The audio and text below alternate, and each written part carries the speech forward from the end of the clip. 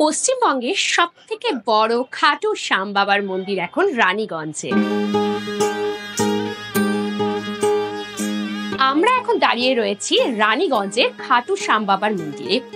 খাটু শ্যাম বাবা কে ছিলেন তিনি, কলিযুগে কিভাবে শুরু হলো তার পূজা, চলুন জেনে নিই সেই ইতিহাস। খাটু শ্যাম বাবার কথা মহাভারতে বর্ণিত রয়েছে। খাটু শ্যাম বাবার আসল নাম বর্বরিক।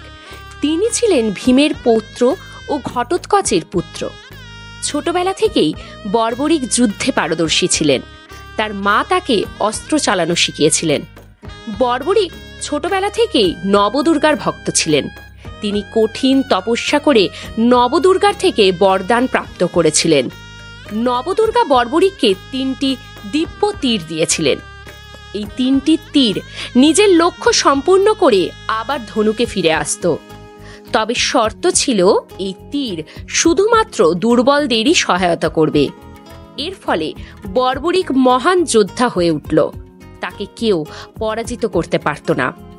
এরপরে আসে কুরুক্ষেত্রের যুদ্ধ। শ্রীকৃষ্ণ জানতেন যে বর্বরিক শুধুমাত্র দুর্বলদের হয়েই লড়বে।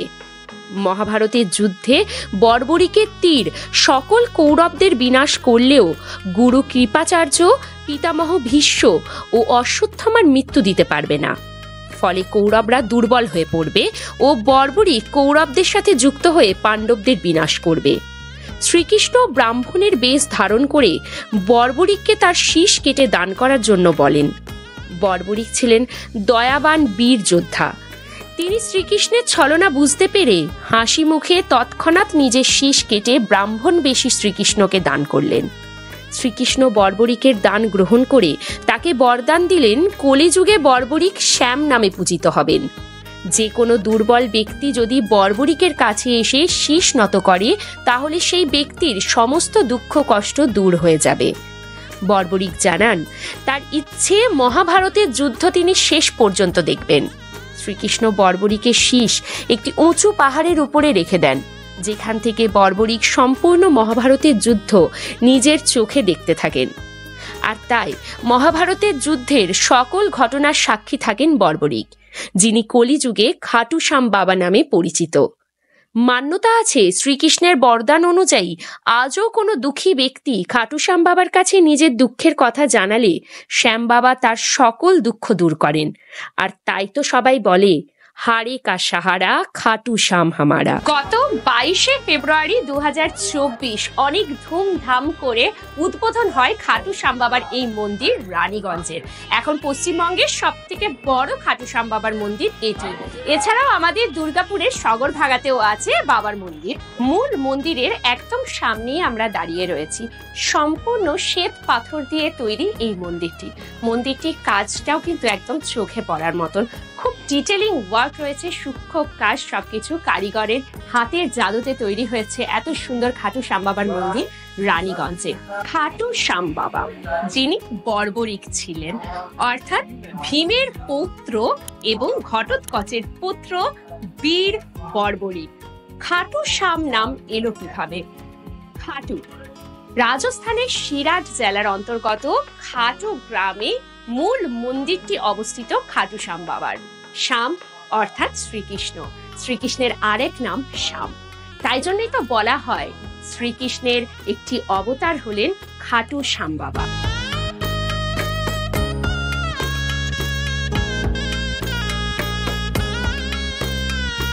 আপনাদেরকে আরো জানিয়ে রাখি, এখানে যে মূল যে দরজাটা দেখতে পাচ্ছেন বা জায়গায় জায়গায় যেখানে সিংহাসনগুলো করা রয়েছে সেই সবগুলোই কিন্তু তৈরি হয়েছে রূপো দিয়ে। পিওর সিলভার বা চাঁদি যেটাই আপনারা বলবেন, তাই দিয়েই কিন্তু দরজা। এবং ভেতরে যেখানে বাবার আসন রয়েছে বা আশেপাশে যে মন্দিরগুলো দেখছেন, যেখানে রাম, সীতা, লক্ষ্মণ বা মহাদেবকে দেখতে পাচ্ছি, হনুমানজিকে দেখতে পাচ্ছি, এই সব জায়গাগুলি কিন্তু রূপো দিয়ে তৈরি হয়েছে। ওই জন্যই তো পশ্চিমবঙ্গের এখন সব থেকে বড় মন্দির হচ্ছে খাটু শ্যাম বাবার এই মন্দির। মানুষের কত ভিড় আপনারা দেখতেই পাচ্ছেন। মূল যে মন্দির রাজস্থানে, বলা হয় সেখানে গেলে কেউ খালি হাতে ফেরে না, বাবার সবার মনস্কামনা পূর্ণ করেন। কারণ কারণ তিনি কথাই দিয়েছেন যে তিনি দুর্বলদের হাত কখনো ছাড়বেন না। যারা জীবন যুদ্ধে হেরে গেছেন, খাটু শ্যাম বাবা কিন্তু তাদের পাশে সবসময় আছে এবং থাকবেনও। আর মানুষের ভিড় আপনারা দেখতেই পাচ্ছেন। আমরা যে মুহূর্তে এখন ভিডিওটা করছি ঠিক এই মুহূর্তে বাবার ভোগের সময়টা গেছে। বাবাকে ভোগ দেওয়া হয়েছিল, পর্দা খুলে দেওয়া হয়েছে এবং মানুষজন পুরো বাবার এখন দর্শন করছেন।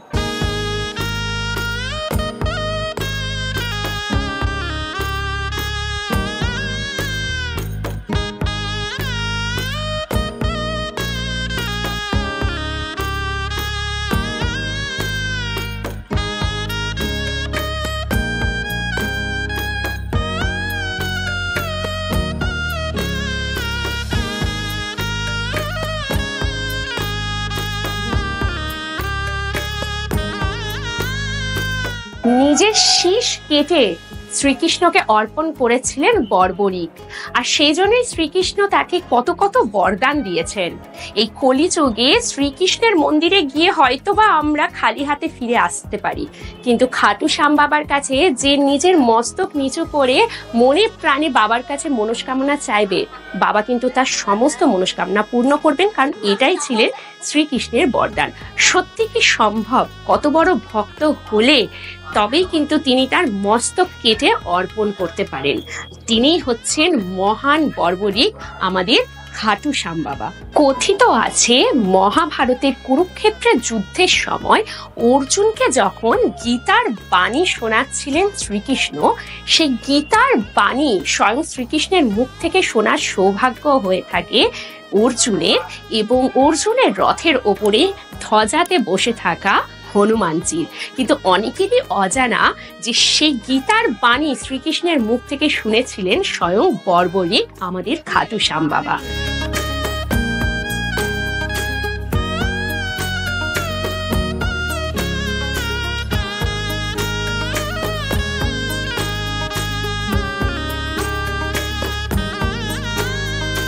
বিশ্বাসে মিলাই বস্তু, তর্কে বহুদূর। আপনাদের সামনে আজকে যে কাহিনী আমরা উপস্থাপন করেছি তার সত্যতা যাচাই করার দুঃসাহস আমাদের নেই। আমাদের কেন, কারোরই হয়তো নেই।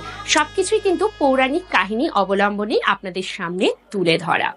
কথায় আছে না যে যদি মানা হয় তাহলে পাথরেও কিন্তু আমরা ভগবানকে পাই, আর যদি এটা মনে করি তাহলে মূর্তি কিন্তু সামান্য একটা পাথরই হয়। সবটাই হচ্ছে বিশ্বাসের ওপরে। যদি আপনারা বিশ্বাস করে থাকেন বাবার মহিমা, অবশ্যই কমেন্ট করে জানাবেন। আর যারা ইতিমধ্যেই রানীগঞ্জে শ্রী শ্যামের মন্দির ঘুরে গেছেন তারাও কিন্তু কমেন্টের মাধ্যমে আমাদেরকে জানাবেন। শ্রী শ্যামের মন্দির লোকেশন হচ্ছে NSB মোড়, অঞ্জনা সিনেমা হলের একদম কাছে রানীগঞ্জ।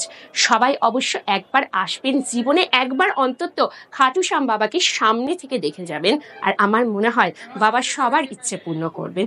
ভিডিওটি ভালো লাগলে সবার মধ্যে ছড়িয়ে দিন, যাতে সবাই বাবার এই মন্দির সম্পর্কে জানতে পারে এবং বাবার ইতিহাসটা সম্পর্কেও অবগত হতে পারেন। আমি মৌটুসী, ক্যামেরায় রোবোর সাথে। আপনারা দেখছেন দুর্গাপুর টাইমস। ধন্যবাদ।